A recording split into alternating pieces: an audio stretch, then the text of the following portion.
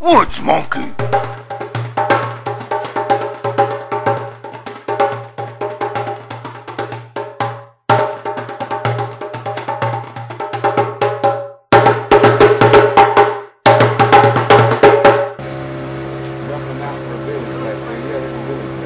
That's the only Indian dialect I ever learned, Luis. I learned it from you. Anawada, it's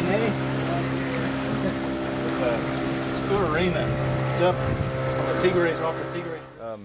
First of all, I want to welcome all of you out here. I know it's been a little bit of time getting to the jungle, but it's just the nature of the beast of what we do.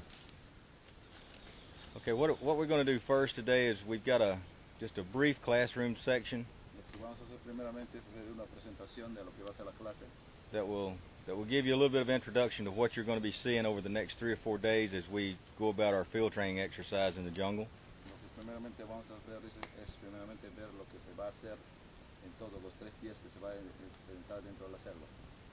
And I've got a manual for each one of you guys, and I'm going to go ahead and pass these out, and we're going to just go page by page. This is actually our PowerPoint that we use in the United States.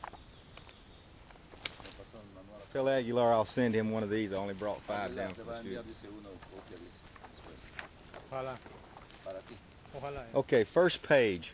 Our course objective is short-term survival in tropical and subtropical wilderness environments.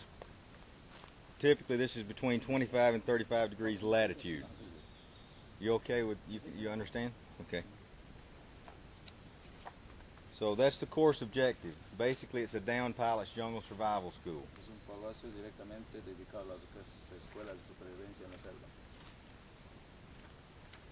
Page 2. What is survival? It's the application of life-saving skills in an unknown environment or situation. It's not just about staying alive until you're rescued, even though that's the ultimate goal. It's knowing how to thrive outside your comfort zone.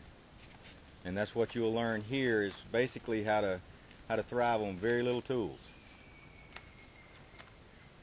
Survival scenarios: a lost or injured hiker, camper, or adventurer, which would be our situation since we're out here playing adventure guy today. Vehicle breakdown in rural locations, aircraft crashes. Aguilar's real familiar with aircraft crashes because he works with the search and rescue team here. Natural disasters.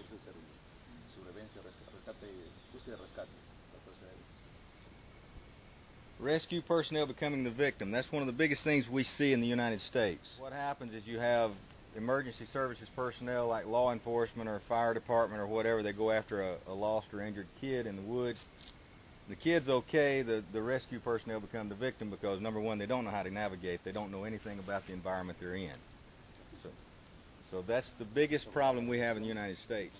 Kidnappings in remote locations. You have a lot of problems with that in countries like Colombia and Mexico and places like that. So if you're traveling overseas, that could be a potential survival scenario for you. The thing that can probably kill you faster out here than anything is not being able to travel. And if you mess your feet up out here and you have nobody to help you, then you will probably die out here. So it's very, very important that you always take care of your feet in this environment. Every chance you get, dry your feet. Alcohol helps to dry the skin, so if you have gelled alcohol like Purell or even alcohol pads, it will help wick the moisture out of your feet.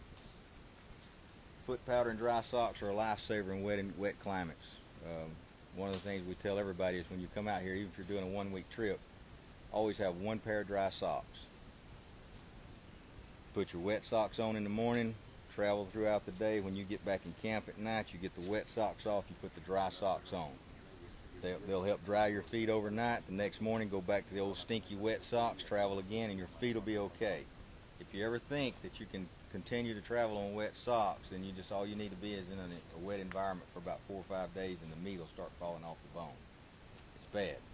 You can see what immersion foot looks like. We've had this out here not knowing better. If you're wearing new boots, and some of us are wearing new boots, we're testing them. It's always nice to have a spare pair of shoes because you don't know if you're going to be wearing hot spots. So you break your shoes in before you ever go on a trip like this. But you might want to add something on the boots as well. We go back and forth on this, but boots ought to really fit. Get them out of the box.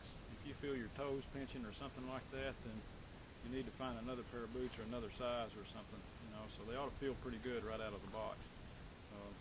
We didn't have time to break these in, like Jeff said. So the best way really to break boots in is to step in a bucket of water, put socks on and boots and everything, and then walk them dry.